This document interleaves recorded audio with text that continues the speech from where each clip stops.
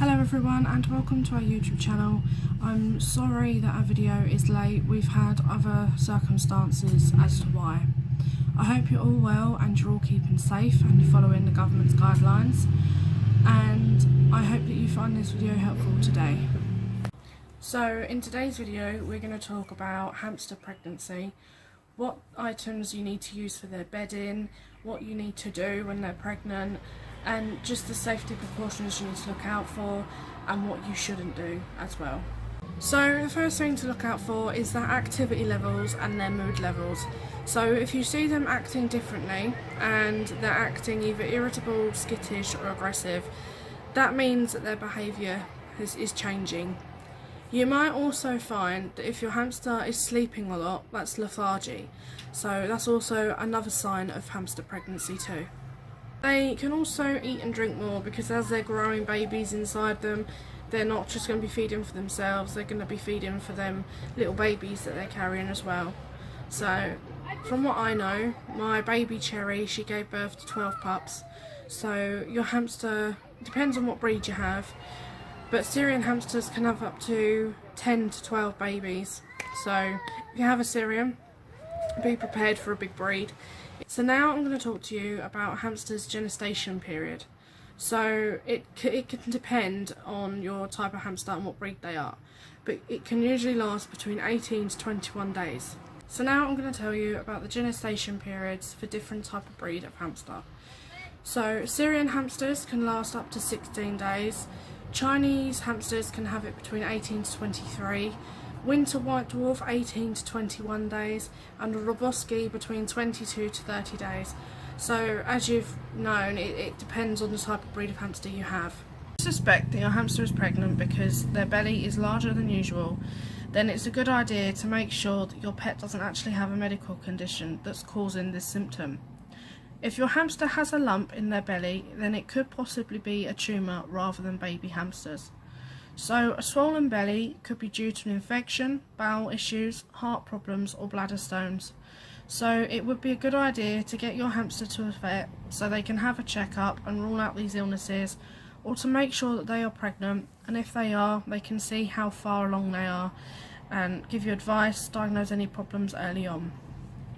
You'll notice about your female hamster is that they'll start nesting, so you should provide nesting material for her. You should also make sure that the cage is clean and that any toys and wheels have been removed. If you don't remove the toys from your hamster's cage, the mum will be looking to get rid of her excess energy after giving birth, which can also cause risks to the babies, because if she falls out of it, then she can land on them and kill them. So now I'm going to talk to you about resting material for when your hamster is ready to give birth. So now I'm going to talk to you about resting material for when your hamster gives birth. Now for resting material, you should give your hamster some shredded loo roll, which is unscented, some tissues, paper towels, or some Carefresh, which can do the trick too, as it's extra soft. Now as you can see, I'm holding my baby Cherry, who was recently a mum, which will soon be a year ago next month. And she became a mum to 12 pups. The first baby that she gave birth to unfortunately had a deformity and passed away, so she ate that baby. The second baby that she gave birth to had another deformity, which had a short arm, and she ate that one too. And then she had one other baby that sadly passed away after 4 weeks. So they survived 4 weeks, but then they passed away. So that's a really sad story. But the rest of the babies she had, they were fit, they were healthy, nothing wrong with them at all. They were absolutely beautiful.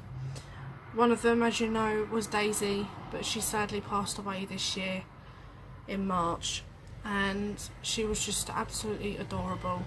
All her babies were. She was a really good mum. She didn't leave them abandoned. She did all the right things that her mother instinct told her to do, and she was just absolutely brilliant. Do you want to say hello to the camera? This is Cherry. Now, for a couple of days before the babies are due, you should not disturb the new mum-to-be, because she'll just want to nest and prepare for the birth. Now, every litter varies in size, but they can have as many as up to 20, so please be prepared. Now, when baby hamsters are born, they are born blind, deaf and naked. You shouldn't try and move them. If they are born scattered around the cage, the mum will have a mothering instinct and she will go and collect the newborn hamsters and take them back to her nest. If you get your scent on the babies at this time, there is a good chance their mother will abandon them. So for this reason, you should also not attempt to clean their cage for a couple of weeks after the babies are born.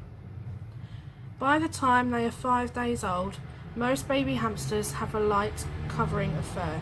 They are still blind at this point, but this doesn't stop them from exploring the cage from the time they are about 7 days old.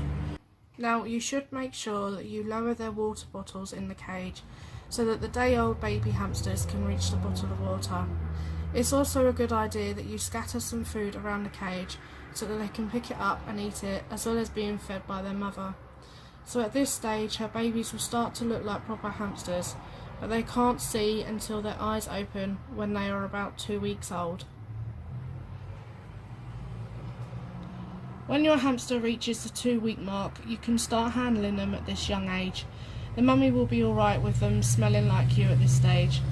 When they reach the 4-week mark, you can start to wean them off their mum, but before the 4-week, they still need to be fed off their mum.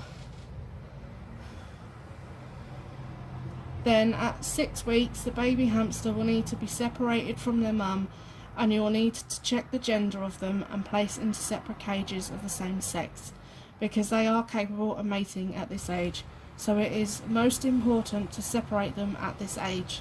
Now, hamsters shouldn't be rehomed until they have stopped weaning off their mum. Once they reach 7 weeks old, it is when you can put an advert up for them to find new homes, and they will also need to go into separate cages of their own so they don't fight. Now, as you know, I've just told you that Cherry recently had a baby breed last year. So what I did was I made up birth certificates of what breed they are, what their favourite food was, who their mum and dad are, and how old they were, and where they came from, and if they had any questions they wanted to ask me, I'd put my contact number on. So it would be a good idea if you have a baby breed of your own to do that type of idea, so that way a new owner, if they buy one of your babies, they know who their parents are, what breed they are, where they come from, etc. When your newborn baby pup reaches 6 to 7 weeks old, this is when they can be rehomed. But before they go to new homes, you need to do your research on the owners that are looking to home them. Now, you need to make sure that they've got the right size cages for the type of breed you have, which the cage size is 80 by 50 by 35, so that is for all hamster breeds. Make sure they've got the right size wheel. I also found that when Cherry's baby pups went to their new homes, I said to the new owners, could they let me know how they're getting on, send me pictures.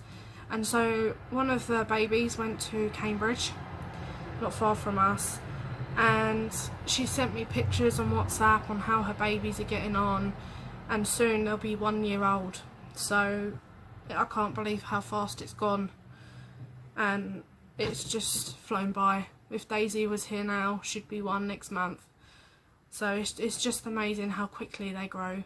They start off so small, about that big, like little aliens, and then they grow with loads of fur and end up being like this one. So it's very interesting.